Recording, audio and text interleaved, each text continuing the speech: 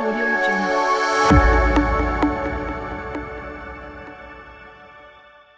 Yeah, I guess one of the things I pulled out of that conversation, beyond the experience or part of the experience, is that selling speed. I always think that that's one of the things that probably gets overlooked a bit in terms of getting people in and out. And I love this notion of doubling down. We should all be doubling down on what we do best as we go into the new year. And so, Randy, I think, maybe starting back with you and working my way back around, one of the categories that we wanted to address here in the conversation specifically was technology. And again, you alluded to a couple of those things, but I wonder if you could elaborate a bit more on, what you see ahead in terms of laundromat owners being in a position to embrace technology to try to deliver on that promise.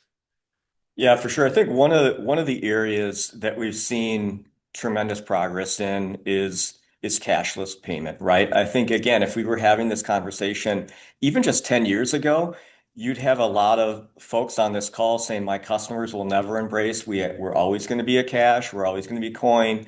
But delivering payment solutions, cashless payment solutions that are going to work for laundromat owners, that are going to allow them to maximize their return on investment in that. But as I look at technology, it's not a panacea, right? Like what works for one laundromat owner isn't going to work for another. So I think the approach needs to be mindful of that return on investment and investigating what do my customers want? How can I deliver it at a high level? And is this in tune to how I want to run my business? We're seeing things like a scan, pay, wash. We've talked a lot about that at the Clean Show, and we're seeing tremendous support for that product, which again removes a friction point for folks who maybe want to pay with a credit card but don't want to sign up for an app. Maybe it's that customer that's only visiting the store once in a while. So again, we're developing those products that are going to meet specific needs within the industry, remove those friction points, and then ideally, customer experience. Oh, I love that. And Dennis, when I think about technology, you know, part of my brain goes to the market, back to marketing, right? Because we've got so many more of our members that are, embracing, whether it be SEO or optimizing their Google listing or understanding the impact of social content. So when I say, technological innovations for the new year, do any of those things related to marketing resonate with you? Yeah, so regarding that, right, I usually say this after someone regrets a purchase, right? You didn't need more tools, right? You needed Yeah. clear goals, right? Um, so here's the rule you're watching, right? Don't just buy something unless it does at least one of these. It's going to help the customer move faster, right? It's going to keep the machines running. Uh, it's going to lower your monthly bills, bring people back more often, make staffing easier, and always look at how it fits into your whole operation, not just one problem. And I think a lot of people attack marketing solutions disjointly, right? They are looking at aspects of social influence, which is great, brand awareness, great. But you have to really measure it back to clear goals for your business and what are the true KPIs that you're looking to measure on the business side, right? Those holistic goals are great, but you need to really focus on aligning sales, marketing, and having that constant flywheel happening, right? Where it's returning a real tangible item to your business. So I love that. You talk about keeping machines running, lowering your bills, having, building recurring customer business, staffing, and then having the clear goals and KPIs. So give me an example of what maybe some better operators might be looking at in terms of KPIs. What are the things that you think that they're measuring or you're helping them measure if they're marketing clients of yours?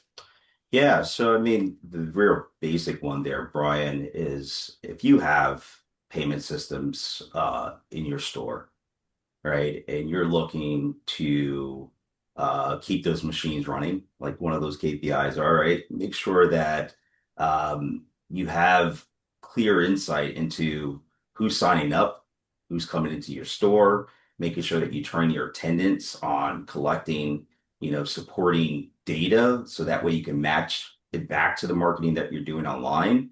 The easiest thing I can think of right now is either an email or a phone number, right?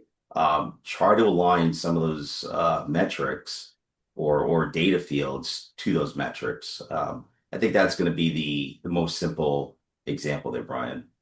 Okay, no, I think that's super helpful. And Rob, you mentioned right off the top the impact of the Clean Show just a few months ago, and part of the probably the loudest chatter that I heard at the Clean Show was around technology and new technology on the show floor. And while we're brand agnostic, of course, we just love to see this kind of the aggregate of all that cool stuff happening on the show floor. So when you think about technology, so either based on what you saw at the show or maybe some things that you might be planning to take advantage of in your own operations, what does technology in 2026 look like to you? Well, I'm sure we're going to talk about this a lot more, but I can't wait to talk about it, and that's AI. I'm Go for it. really Yeah. excited as a store owner who owns four stores, how AI can help the business. And this is, I won't say uncharted territory. That's probably not accurate, but hopefully by now everybody's been exposed to AI in some way, shape, or form. But I was just listening as an example to a podcast a couple days ago. It was not laundry related. It was about real estate actually. And the person was talking about how they used AI to go through their insurance policy, which, if anybody in the business knows, is about as thick as a telephone book and not exactly the most engaging reading in the world. And AI read it for them and identified in a matter of a minute, somewhere around there, certain deficiencies with their policy in terms of where they were perhaps overcovered or undercovered. And I thought, wow, what a great way to use something like AI to help a business owner. Because how do I want to say this? As a small business owner, it's hard enough to compete as a small business owner, but when you have all these other requirements of running your business that are a requirement, like being insured or following the proper labor laws or whatever. Boy, what a relief. Yeah, I mean, I remember when it was really cool that there were all these different, the cloud was out there so that you could do cloud-based accounting and cloud-based POS systems and so on, and how that evened the playing field for small businesses. All of a sudden we had a system that was every bit as good as what IBM or somebody else had, like, that had built one for 50 years, a legacy system.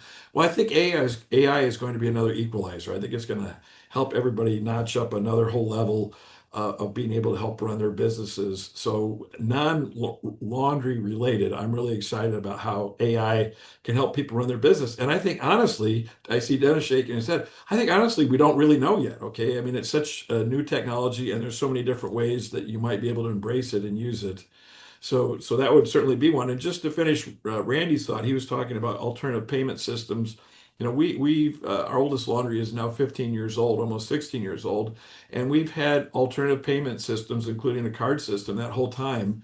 And to put that in perspective, Randy, when we first started out, we got about 25% of our revenue for self-service via credit card payment for card systems, and today it's almost 70%. But I also want to point out that we're not card only in the sense that we do have alternative forms of payment for our customers, and that's as a marketing person by background, I like to give my customers choices.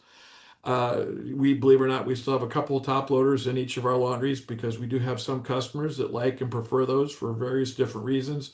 And the same thing, if a customer comes in our laundry, yeah, we have the ability to offer them a card system as a way to pay, but they also, if they come in with a shoebox full of quarters, for example, we have a way to accommodate them as well to help them make the shift over eventually to the card system. So, um, yeah, it's interesting, and you're right, Randy. I can remember when we first started out. I think we were one of the first card stores in Houston, and I have different folks from all over, all walks of life, telling me how the card system went work.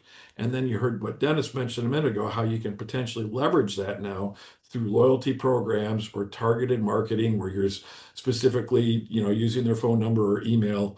That's just another whole dimension to the game. out there now. And to stay competitive, I would argue if you're not doing it now, you're probably going to have to, whether it's a year, 2 years, or whatever, you're going to have to remain competitive and relevant.